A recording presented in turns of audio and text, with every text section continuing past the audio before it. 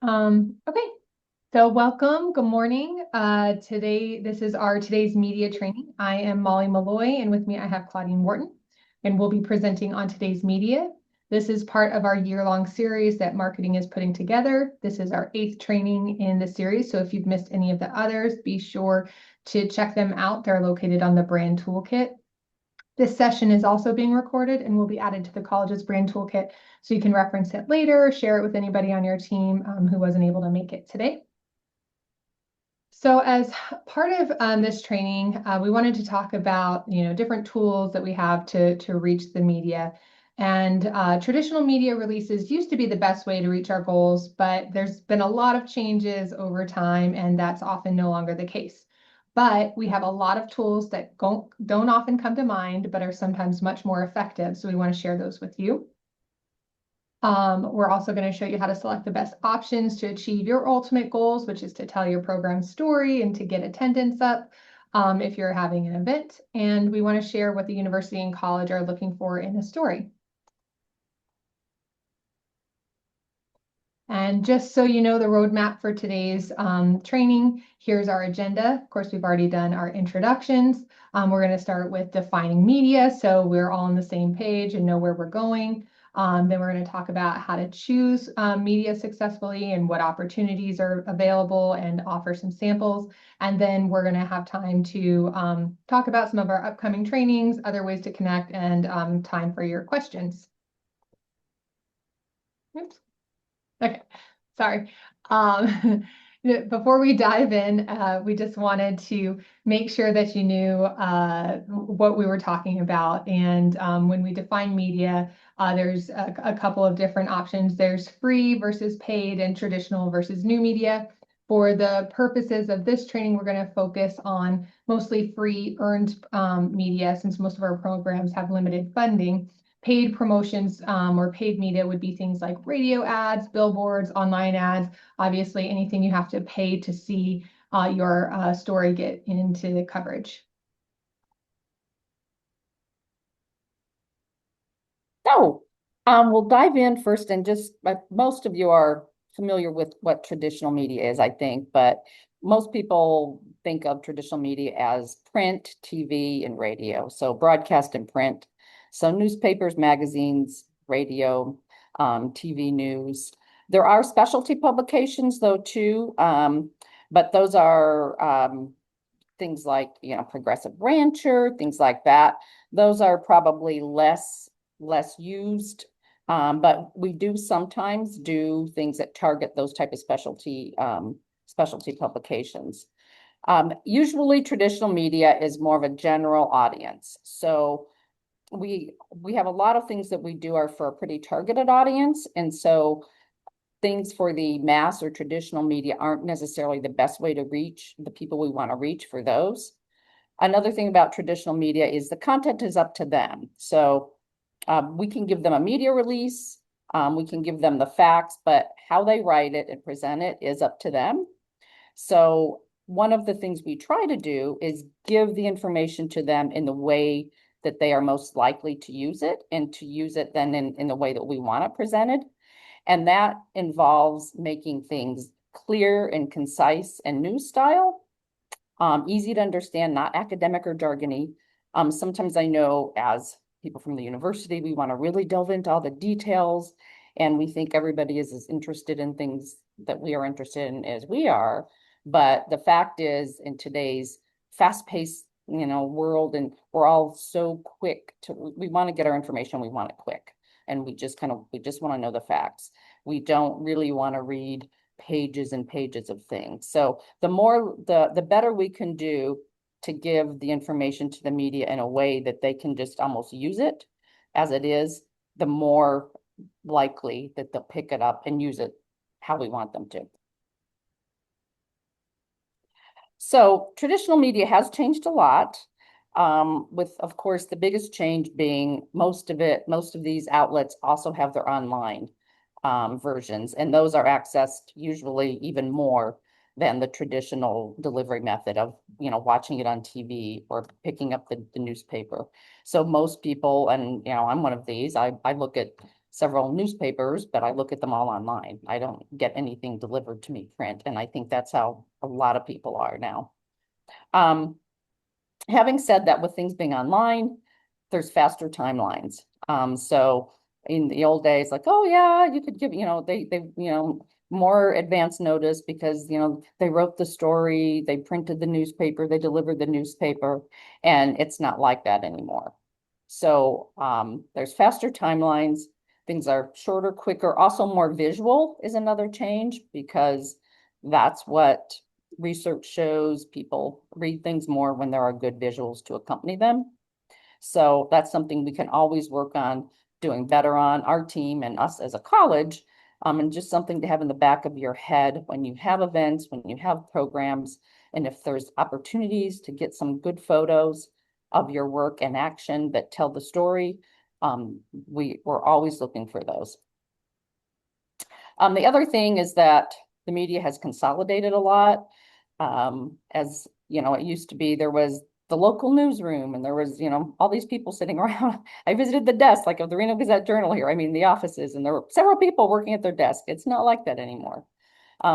Most local papers have very few staff members, and they take much more of their information, off of the, Associated Press and those other national news news feeds. Again, like I said, they need shorter, more condensed. And then a lot of times what they will do is have shorter information and then provide a link. So that's one reason why we really concentrate on trying to help make sure that you guys have your program pages and your web pages up to date. So that when we send out media releases and post articles, we can also link to those, and then the traditional media will use those links in their postings. Okay, so what is new media? As Claudine said, there's a little bit of crossover, right? Because old media or traditional media is also using new technology, staying up to date. So again, for the purposes of this discussion, new media is any digital technology, including but not limited to interactive media, like any social networking, our websites, podcasts, direct email, electronic newsletters, blogs and web articles, including the Nevada Today options we're going to talk about. And again, anything else that uses the internet or digital technology to reach people. So there's a lot. And so there's a lot of ways that you can tell your stories. And as I said, it includes social media. Something to point out on this is that it's for more targeted audiences. As we said, traditional is for a broad audience. It needs to have broad audience appeal. But when we get into like social media platforms, we can be much more targeted and target certain audiences. We can start to look at geographic regions, things like that. And pick the different channels that make the most sense depending on who you're talking to, or want to have conversations with. We do have a specific training on that dives much deeper into how to select the right platform and to tailor your message for them. Ashley did a wonderful job on that. So if you haven't seen that, be sure to check out the library on the brand toolkit. Again, Claudine mentioned this. We want to link to those web pages. So making sure they're up to date. If you are having conversations with people on there and they want to find out more information, they want to go to a page that has a lot to offer them. And a lot of times that's also where we find information and want to make sure that what we're pulling is accurate. Social media offers us the opportunity to engage in two-way conversations. As Claudine said, when you are working with traditional media, we're sending a media release out to them and hoping that they pick it up. A lot of times we'll follow up with them and, urge them, give them a nudge, say, hopefully you'll cover this story. But again, that's in their control. With new media and social media, this is our way that we get to time it, and the content is up to us. We get to decide what we post and share, and then, again, have that dialogue. This is also instantaneous, so we're not waiting on other people to decide if they're going to tell the story. And like traditional media, photos and video are the most engaging. So then, the question is, do we use traditional media, new media, or both? And so things that we look for are, what are you looking for? And what are they looking for? So what is the media looking for? And what's your desired outcome? And that's a lot of times what we need to like establish first, like specifically. Because a lot of times it's like, well, I want people to know about this. Okay, you want people to know, but why, right? So we try to delve down into really what are you trying to accomplish? And then who are you trying to reach? Those are really the main factors that we look at. So traditional media, what are they looking for? So they are looking for stories with more of a broad appeal, generally speaking. They want something relatable and relevant to most of their audience, right? Not something that just a few people are going to read. They timeliness, so whether it's something seasonal or something that's particularly in the news right now. They're looking for those things. And does it match current conversations, what people are talking about, right? Impact. So, it's the kind of like the so what factor, like, okay, you did that, that's fine, that's your job, but so what? How does that impact me? How does that impact our readers? So they're looking for that. Local, so they're always local and statewide, Nevada, how does this protect our state, right? And then, stories with heart and humanity, because that gets to everybody, right? So the media are more likely to pick it up if the stories have heart and humanity, and then their readers are more likely to want to read those types of stories that are personal, right? That show the story of a person. So a lot of times we'll take a broad program, we want to show the impact of that program, but if we give an example of how that program has impacted somebody, that's a much more engaging read and makes it much more relatable to the average person. And then again, visuals, engaging photos and video.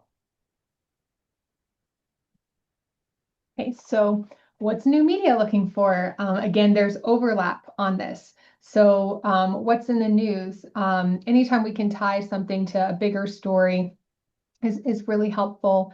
And we have the unique opportunity to use like what are the online conversations. And if you follow any of your local news network social media channels, you'll actually see that there's a ton of stories that they post that don't necessarily make it to the 9 o'clock news, 10 o'clock news, 11 o'clock news, like depending on the channel, whatever it is. They have limited space to put news stories and filler content on their actual programs, but their social media channels are full of different stories. But yeah, so like what are people talking about and how can we tie the work that we're doing to that?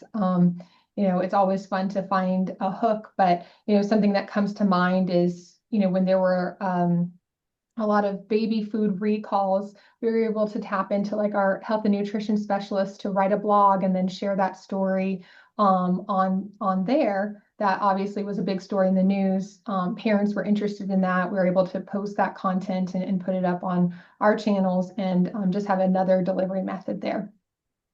Again, stuff that's timely. So thinking about when we're posting things, if it's about starting to grow your garden, like you're not, well, growers out there could correct me if I'm wrong, but depending on the time of year, you might not be posting about planting, I don't know, tomatoes in October. Like maybe that's a January story. Like you want to make sure that it makes sense, like when you're posting that. And so hopefully I've gotten that as a good example. That's correct. But we also like to put the face of our people on the work that we do. So stories with heart and humanity, and again, showing that impact through the different platforms. You're hearing it over and over again, having engaging photos and video. So having text content just doesn't do it anymore. We really need to have things to catch people's attention and that help tell the story. Again, for new media, it's going to tap into like special interests off the bat. So if there's like certain podcasts that are focused on, business, looking at them for business stories or parenting advice, things like that are really, targeted and engages with them. And we want to make sure we use personal connections again, because we have that two-way conversation opportunity. Using new media gives us a chance to show that there's people behind the work that we do. And so we're kind of at a point where we want to start sharing like what opportunities are out there for you. We've shared like the traditional and new media, but like what does that mean? So Claudine's going to be diving into, our media releases that we typically write that has like a broader appeal, and share details on that. Share the opportunities that we have from Nevada Today through the university, and then again on social media. Yeah, so before we dive into some of those, we also wanted to just touch base about what the university and college likes to portray. Like what are some of our major thrusts that we want the public to know and think about when they think about our university and think about our college. So one is our three missions and how they interconnect. So our academic goals, along with our research and our outreach, and how do all those work together to hopefully, better our state and better the world. So you'll see us trying to weave those elements into an article as much as we can. And part of that is the student story, right? The student success. And you'll see more and more, one of the major thrusts we've been doing is when we tell about some of our faculty research projects, where we're including the student story in there, because our students are getting to participate in that research. Students are looking to participate in research. And that's part of our story, is how we are not only are our faculty conducting research, but we're training the next generation of researchers. So we try to weave that into our research stories. We also try to show the breadth of our work. So that just, that has to do with balance, right? So we don't want to, put out 100 nutrition stories and nothing about agriculture, and vice versa. And also balance about our rural work, our urban work. So showing the breadth of our college's work as well as the university's work. We also try to make sure that we showcase those stories where we're reaching diverse or underserved audiences.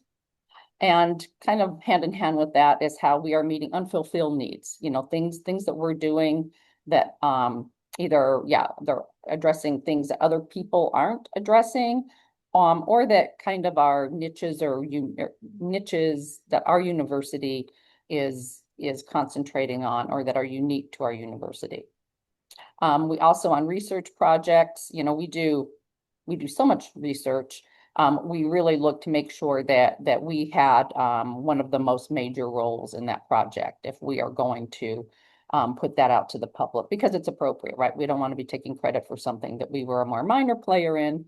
It's more appropriate for the major players to put something out and then, hopefully mention us as well. But so we want to make sure that we are either the PI or the first author, or had a real major role in the research. So, considerations for events. And I think looking at the names here, it looks like we do have a lot of extension folks on with us today. So thanks for joining us. But we do get a lot of you coming to us, wanting to know how do we publicize our event, right? So some of the things that we look for in deciding how to guide that is this event for a general public audience, or is it targeted, right? Because the more targeted the social media and direct mail type list are, more effective than a media release. Is it a new event or addressing something that's of interest to a relatively broad audience? We also look at that to try to make help make the best decision. And is it an annual event that's become popular to a broader audience? So, because if it is, then popular to a broader audience, then that is more suitable for traditional media.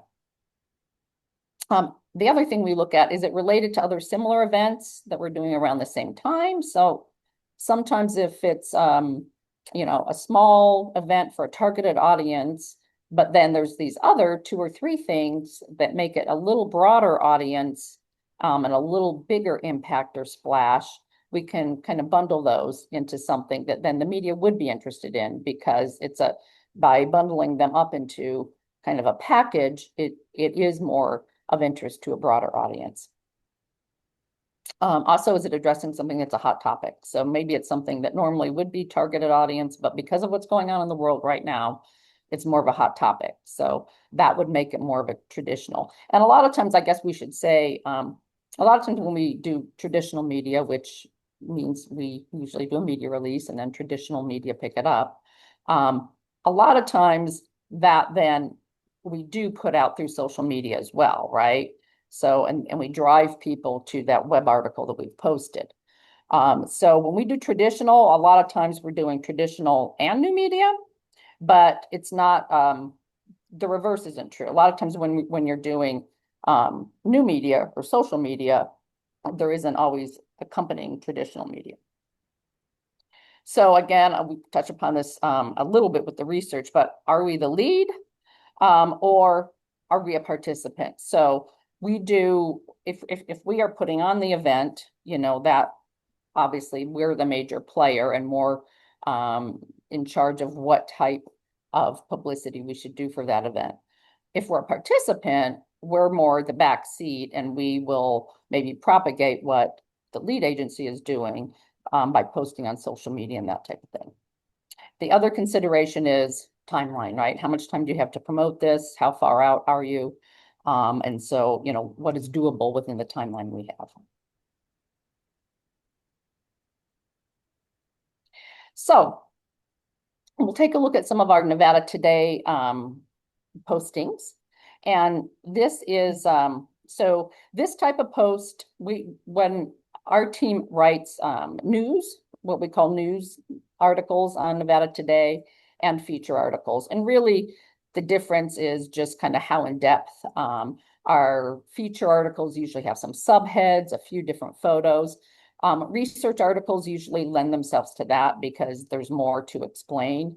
And so this one, I need my bullets, Molly. Sorry. I got to go back to my bullets.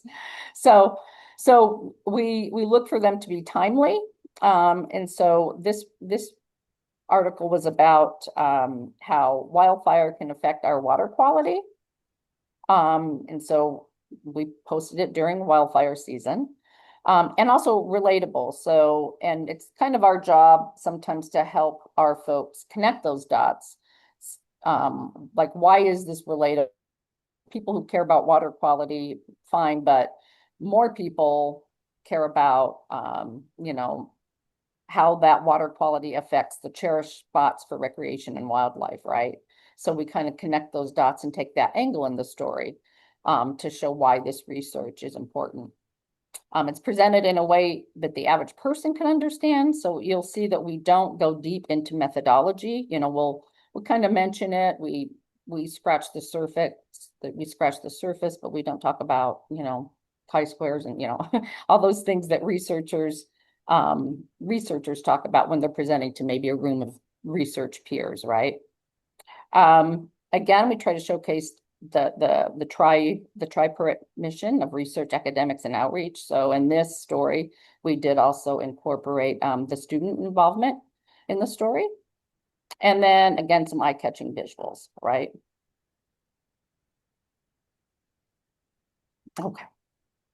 So this is just another example. So whereas that was research, this is showcases some of our extension work.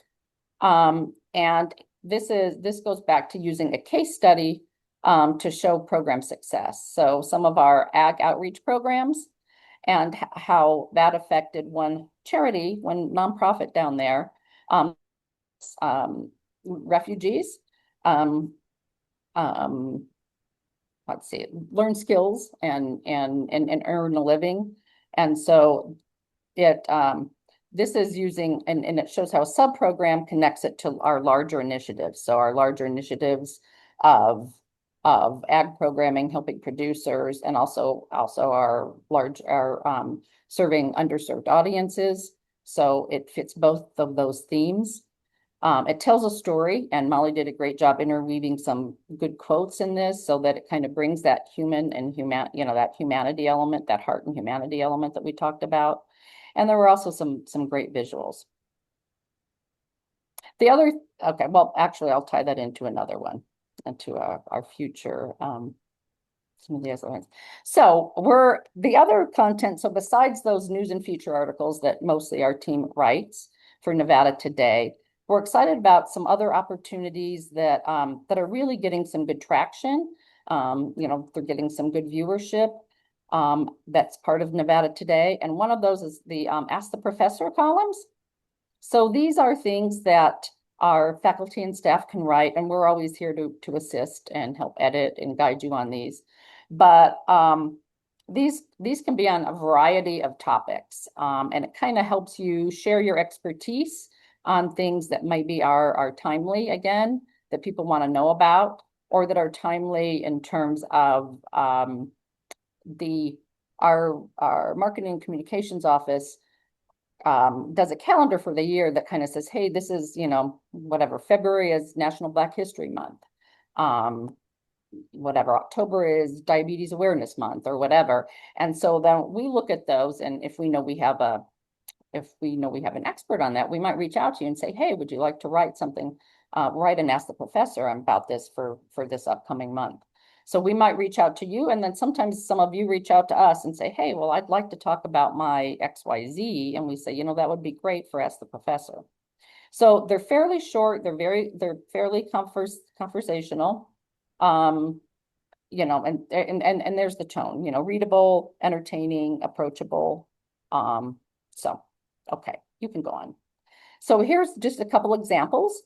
So on the left, food connects us, but what connects food? And so this was, it shows our work with food systems, right? That's really what it's showcasing.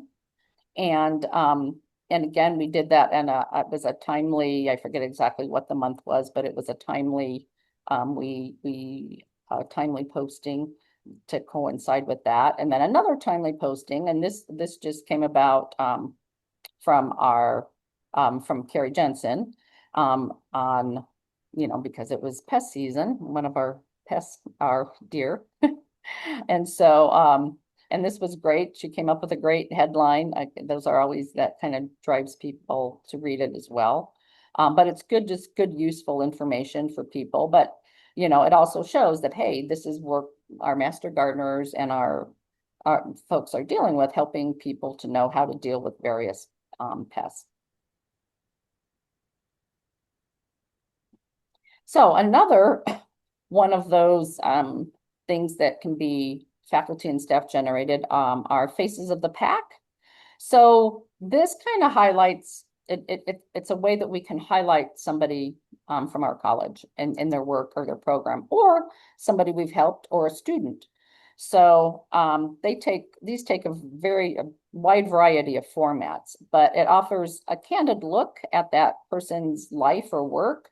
And it doesn't necessarily just focus solely on, their program. It kind of gives that, again, that heart and humanity look, right? Like maybe why are you doing what you do? How did you become interested in doing food systems work, right?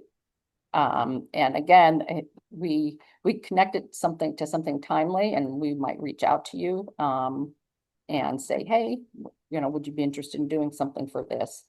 And again, we're here to guide. So on the left is the Faces of the Pack with Carrie M. And this was a very straightforward, short article that came out just ahead of National Native American Heritage Month. That just kind of highlights Carrie's work with the Native American population. And then on the right, we asked Andrew to write something for Black History Month. And this is an example of how we worked with Andrew. He said, sure, he'd like to do something. And I think Emma's on. I want to acknowledge Emma. Emma assists a lot with these to try to make them fit into these things and to kind of resonate with Nevada Today readers. So Andrew wrote some great information on Black history and ag. But we asked him, then we went back and said, well, can we connect this a little bit more to what's happening here in Nevada and how our university is involved in that? And so just a little tweaking, a little additions, and it was a great article that got a whole lot of traction, a lot of readership. It was very well received. So another section of Nevada Today is the recognitions page. And this is a spot where you can go on, and if you've won an award or had a recognition, you can just use the submit button and submit that online, and it shows up here. We do get, thankfully, our faculty and staff get a lot of awards and recognition. But those aren't things that usually the mass media, again, are going to pick up, unless maybe it's like a Fulbright or, something of that level. But most of our accomplishments and awards, this is the place where we would post those. And it's pretty easy for you to just go on and submit those. Yeah, we're excited that the university thought to have this as a component for you because, like I said, or Claudine said, if everybody sent out a media release for every award that their program won or every accomplishment, I mean, maybe it would be a good thing. Then the news would be full of all just happy news and good news, but they wouldn't have the bandwidth to do any other stories. So we really love this. To be able to share that out. And then again, it gives you a link to be able to share on other channels. And so, we talked about other opportunities to reach out. If you are not aware of our social media channels, these are the different options that we have with their handles. We have one for academics and experiment station, one for extended studies, for extension statewide content, and then we have county level, program level, and group level options. So if you're interested in those, be sure to check out the social media request form on the brand toolkit, or feel free to come by on Fridays to talk to Ashley and I about social if you aren't already active on there. But, it's really going to depend on your audience, what you choose and where you post it. And just to demonstrate this is pulled from that training I referenced earlier within social media, the social media 101. You want to be selective, and it's going to depend again on, who you want to reach. So you'll see like to reach adults is different than to reach teens, although YouTube really rises to the top for both of those. The other ones that are crossed out, while those are platforms that do really well, those are not university approved platforms at the moment. So just showing you, what you have access to. And so we wanted to just share a couple of examples that use new media and perhaps like traditional media so that you could see what opportunities are there. I'm going to drop a link in the chat. Ashley, if you haven't met her on our team, did this wonderful campaign overview afterwards on the campaign that we did for Nevada Field Day. So if you aren't familiar with Nevada Field Day, that's one of our signature events for our college. It's probably one of the biggest that we do for the year. It is fully has a full media campaign, including paid and traditional, as well as new media. One of the things that we wanted to point out, obviously, like we made sure that our own website was up to date for offsite website marketing. That meant that we were looking at opportunities in the community. So the event was submitted to community calendars and promoted on that. We also used email marketing and social media marketing. And I did want to call attention to the fact that while we did do a traditional media outlet, or excuse me, a traditional media release for this event, the engagement that we saw from the direct email marketing campaign was much higher than the media release analytics. So again, I just want to like point out the fact that this is like a huge event that we promote. It's sent to 147 contacts. It had a 35% open rate, which by no means is that bad. But again, we're not in control of what those 147 contacts, sorry, that's in Northern Nevada, and then 73 in the Southern area, what they're going to do with that story. So when you look down at the other options that we had, the email blast analytics, well, that went to over 9,000 people and had a 37% open rate. So just, it reached more people directly through that than the media release. So not disparaging the use of a media release, but again, circling back to what we said at the very beginning, the media release is just one tool and not always going to be the best thing to really get the audience that you want there and get them the information. So this, really included everything. So I did drop this in the chat. So if you wanted to like peruse this to see all the different components and what was there, you could see what was successful. And again, showing that like two-way engagement. I thought it was really well done to have a good recap like this. And then another example we just wanted to share too is like our college awards night. And so you might have been thinking, well, wow, 9,000 contacts, like, you were reaching out to a huge group, you needed to use like Constant Contact or MailChimp or something like that, which are great tools. And we do hope that you are collecting emails at all of your events and programs and building those email lists that you can share directly with those individuals who are already like bought in and coming to your events. But the college awards night, this was just sent completely through Outlook. And so it didn't have to use Constant Contact. And then again, we used Instagram, Facebook to kind of do a countdown.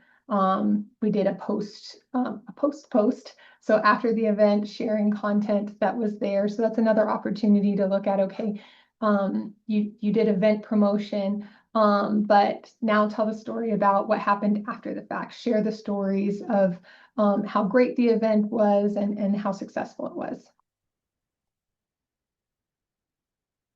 So what can you do to prepare to share your story, no matter where it ends up, whether that be new media, traditional media, both?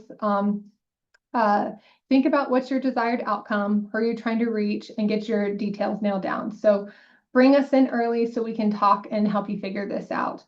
There's several options available to you, any combination. You can schedule a meeting with our team. You can come to one of the comms chats, which is going to be on the next slide so you can see that, but we do have multiple opportunities each week and each month to reach us.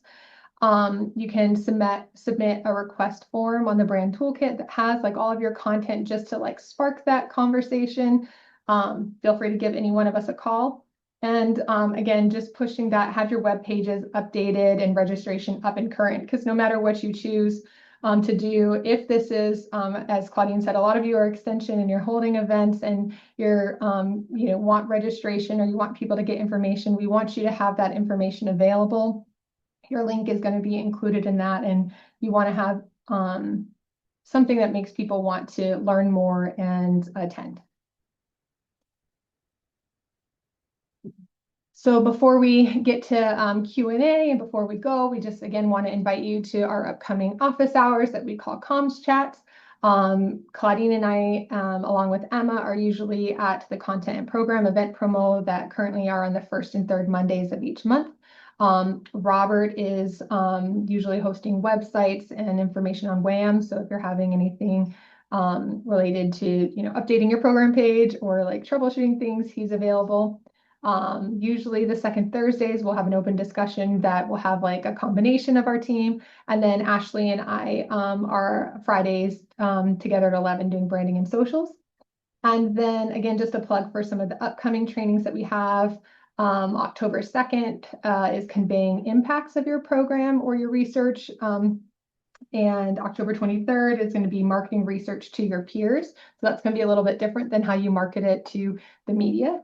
And then posting publications in December.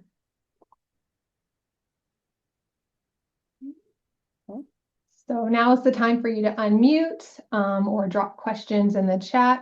Whatever you feel comfortable doing, we're here to help you get those answers. And Molly, but right before we do that, there was just one other thing I wanted to mention, is that sometimes we might reach out to some of you. The university's Office of Marketing and Communications, they subscribe to a service called Quoted, and that's where media from across the country will post and they'll say, hey, we're looking for an expert on ticks and Lyme disease, for instance, and here's 3 questions we have on that. And so our Office of Marketing and Communications looks through these queries, and if they think that there's something that we have an expert on, they'll reach out usually to me or a member of our team and say, hey, do you have anybody from your college who can answer these questions? And so then we contact you. And so it is a way that if we respond quickly, we need to respond quickly because obviously this has gone out across the country. So if we want to be the one they pick up, we need to respond quickly. But it's been a way where our university has got some good national recognition for our expertise. We've been quoted in Newsweek and some other outlets that get a lot of traffic. So that's just another way that we kind of help get the word out about what we're doing and hopefully get our college and our university some good national recognition. So I see the question, where do we find the cute slide? Ashley created that cute slide. So we've used it in a couple different presentations. We can share that out to you. So yeah, please, and sorry for jumping on your question time, but yeah, what questions do you have? It looks like we do have mostly an extension audience today, but we're recording this, so any questions that pertain to anything?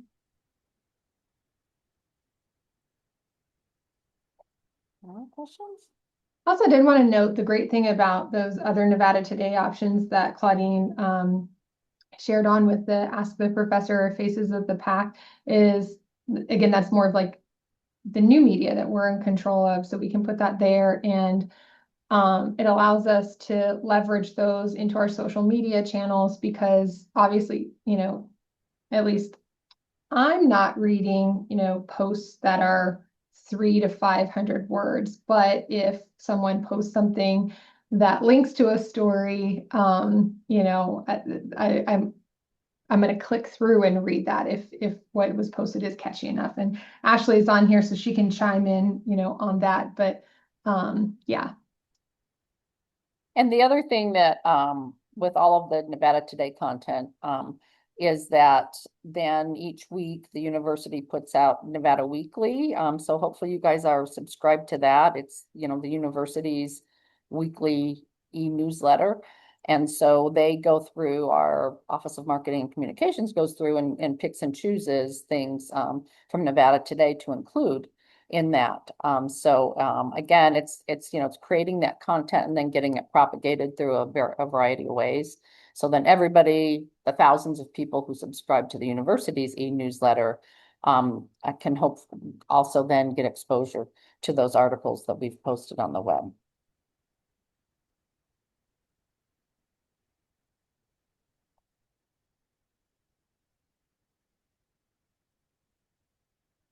I guess I'll ask if there's anything that we missed or if there's any topic that you want covered in the future, like feel free to let us know on that.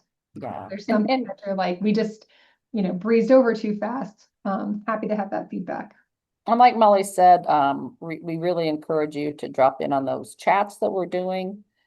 We don't have, a huge amount of number of people usually on those. So it's a way where really we can just chat with you. We can pick our brains. We can discuss something that you're doing, 6 months from now and just sit and brainstorm with you, because we've reserved that time to, for all of you, and not that you can't contact us anytime, but it's just a really good way. I think the people who have shown up for those, it's been very helpful, and it's been helpful to us too, because we get dialed into things sooner than when instead of like, oh, we're a month out, we need to contact you. So please just jump on and visit with us.